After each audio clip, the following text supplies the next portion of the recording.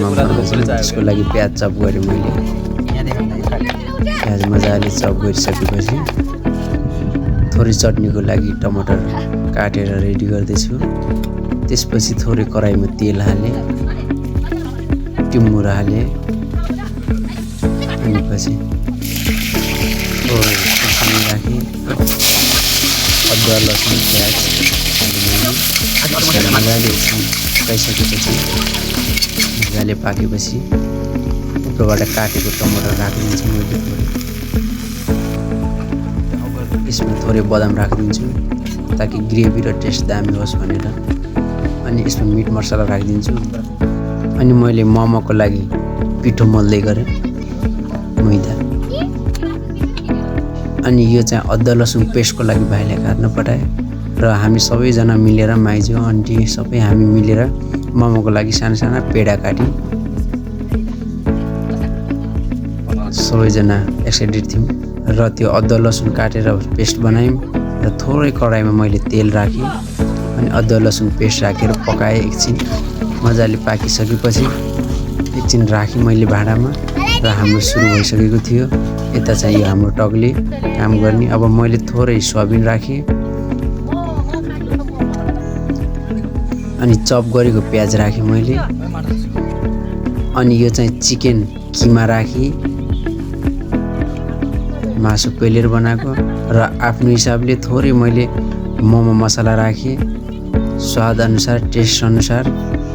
त्यसमाथि फेरि मैले थोरै मिट मसला पनि राखेँ स्वाद अनुसार टेस्ट अनुसार। मैले राखेँ टिमुरको धुलो थोरै, यसले स्वाद राम्रो गराउँछ, रमरम गराउँछ मोमोलाई। अनि त्यसपछि राखेँ मैले खुर्सानीको धुलो, पिरो पिरो बनाउँछ यसले। खुर्सानीको धुलो राखेँ मैले स्वाद अनुसार। अनि त्यसपछि राखेँ मैले अजिना, आफ्नो हिसाबले राखे पनि हुन्छ नराखे पनि हुन्छ, टेस्ट चाहिँ यसले राम्रो निकाल्छ।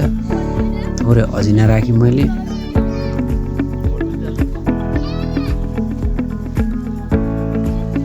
अनि त्यति भइसकेपछि फेरि मैले नुन राखेँ। नुन चाहिँ अनिवार्य राख्नै पर्छ, नुन राखेँ।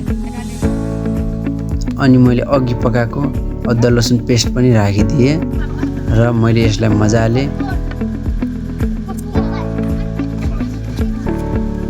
मोल्न सुरु गरेँ र 5-10 मिनट मोलिसकेपछि सबै मिक्स गरिसकेपछि हामी सबैजनाले मोमो बनाउनतिर लाग्यौँ।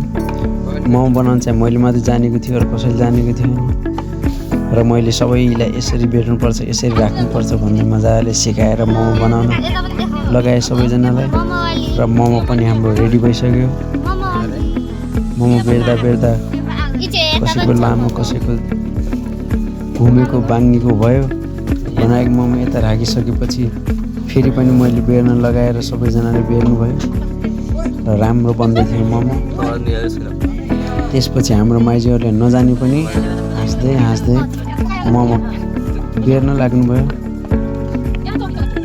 र मोमो पनि लगभग हाम्रो सबै रेडी भइसक्यो। यो चाहिँ हाम्रो घरको कुकुर टमी। अनि मैले त्यो भएको रेडी भएको मोमोलाई स्टिमतिर चढाइदिएँ। हामीसँग थोरै स्टिम थियो र छिटै पकाउनु पर्ने थियो किनभने हाम्रो बच्चाहरू सबै आत्तिसकेका थिए खानको लागि। फेरि हामी मोमो यतातिर लाग्यौँ र पाकिसकेको मोमो हामीले एउटा बाटामा राखिसक्यौँ र आन्टीले पाकेको मोमोलाई सबै भाइ बहिनीहरूलाई बाँडिदिनु भयो। मेरो भाइ उतादेखि हेरिरहेछ। आन्टीले सबलाई 8-10 पिसको दरले बाँड्नु भयो। हामी कम्तीमा 20 जना थियौँ। यता भाँडा रित्तिसकेको थियो। चटनी मैले मिलाएँ, टेस्ट अनुसार मैले चाखेर मिलाइदिएँ चटनी। अनि सबैलाई एक एक गर्दै दिनुभयो। मैले सबैलाई सोधेँ कस्तो छ भन्दाखेरि सबैले राम्रो छ भनेर जवाब दिए।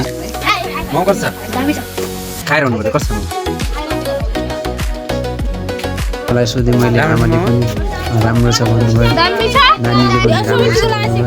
अनि त्यसपछि आज मेरो जन्मदिन थियो, त्यही भएर मैले जन्मदिन मनाउनको लागि सबैलाई पार्टी दिएको थिएँ र जन्मदिन पनि सुरु भइहाल्यो।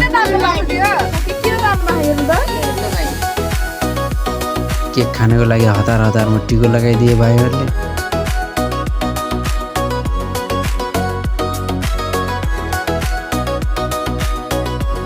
लास्टसम्म हेरिदिएको हुनु तपाईँलाई धेरै धेरै धन्यवाद। फेरि पनि मेरो यस्तो नयाँ नयाँ भिडियोहरू आउँदैछन्, तपाईँले हेरेर साथ दिनुहोला। Thank you.